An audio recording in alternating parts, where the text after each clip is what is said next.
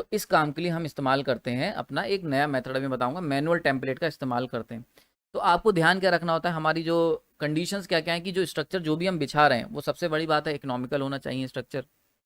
दूसरा, वो इलेक्ट्रिकल और मैकेनिकल रिक्वायरमेंट को फुलफिल करना चाहिए। यानी कि अगर मैं तुमसे कहूँ कि इस पूरी पहाड़ी पे एक टावर हमें ट्रांसमिशन लाइन बिछानी है, तो उसमें जो तुम्हें जो ध्यान रखने वाली बात क्या होगी, जो भी स्ट्रक्चर बनाओगे वो एक तो इकोनॉमिकल होना चाहिए, इलेक्ट्रिकली सेटिस्फाई करे कंडीशंस को। इलेक्ट्रिकली मतलब पर्टिकुलर वेट का कंडक्टर हमें लेना पड़ेगा, और मैकेनिकली भी पूरा करे। मैकेनिकल मीन्स प्रॉपर सैग होना चाहिए, प्रॉपर टेंशन होनी चाहिए। तो इन सब का इस्तेमाल करके अगर मुझे टावर बिछाना पड़े तो कैसे बिछाएंगे, तो इस काम के लिए हम लोग इस्तेमाल करते हैं मैनुअल टेम्पलेट मेथड का, ये भी समझ लो। तो मैनुअल टेम्पलेट मेथड में क्या होता है, सबसे पहले हम लोग क्या करते हैं, हम लोग कंडक्टर का कर्व प्लॉट करेंगे, जिसके अंदर हम लोग सैग और एक्सपेक्टेड लोड के बेसिस पे कितना होना चाहिए ये प्लॉट करेंगे। समझ में आ रही है? तो सबसे पहले हम कंडक्टर का कर्व, कि कंडक्टर का कर्व कैसा होना चाहिए on the basis of sag at particular load and particular temperature, stringing chart का इस्तेमाल कर लेंगे इसमें।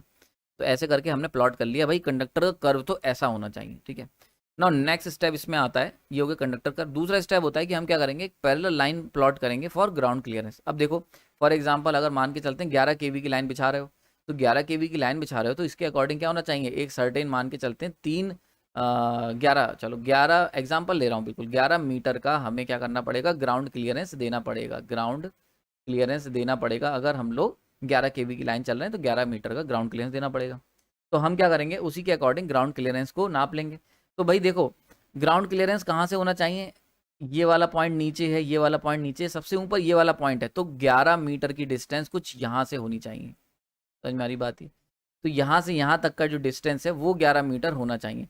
तो इसी तरीके से अगर हम, क्योंकि सबसे क्लोजेस्ट यही वाला पॉइंट है, तो जो भी ग्राउंड क्लियरेंस निकालेंगे वो इसके टिप पे आनी चाहिए, मैच करनी चाहिए। तो अब हम क्या करेंगे, पैरेलल लाइन प्लॉट करेंगे फॉर ग्राउंड क्लियरेंस। तो ये प्लॉट कर दी हमने parallel line, this is for ground clearance हो गई। समझ में आ रही बात है? तो देखो यहाँ पे यहाँ से यहाँ तक का ग्राउंड क्लियरेंस हर जगह फिक्स है, और ये कितनी दूरी पे प्लॉट होगी ये डिपेंड करेगा सबसे टॉप वाली पॉइंट कौन सा है और इस कंडक्टर की रेटिंग क्या है, वोल्टेज रेटिंग, ठीक है। तो ग्राउंड क्लियरेंस हो गया। ना थर्ड स्टेप आता है कि अब हम लोग क्या करेंगे, प्लॉट करेंगे टॉवर फुटिंग लाइन, कि टॉवर के फुट कहाँ पे गाड़ने हैं, इसकी लाइन प्लॉट करेंगे। ये भी पैरेलल होगी कंडक्टर ग्राउंड क्लियरेंस लाइन के।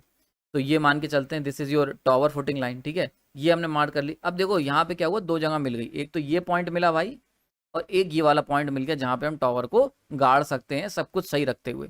तो बस यहीं पे क्या करेंगे, हम लोग टावर को मार्क कर देंगे। समझ में आ रहा है बात? ये तो ये हो गया हमारा, ये हमारा कंप्लीट हमें मिल गया कि भाई इस पर्टिकुलर टेरेन में कहाँ कहाँ टावर लगाने हैं।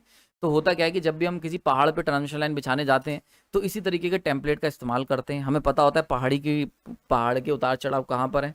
तो सबसे पहले कंडक्टर का कर्व निकालते हैं on the basis of sag and loading condition, then उसके बाद ग्राउंड क्लियरेंस मेजर करते हैं, सेट करते हैं, एंड देन क्या करते हैं, फुटिंग लाइन मार्क करते हैं। और इस तरीके से हम लोग क्या करते हैं, हम लोग मैनुअल टेम्पलेट की मदद से ये चीज़ प्लॉट कर लेते हैं। ये चीज़ पहले होती थी, आज के समय में सॉफ्ट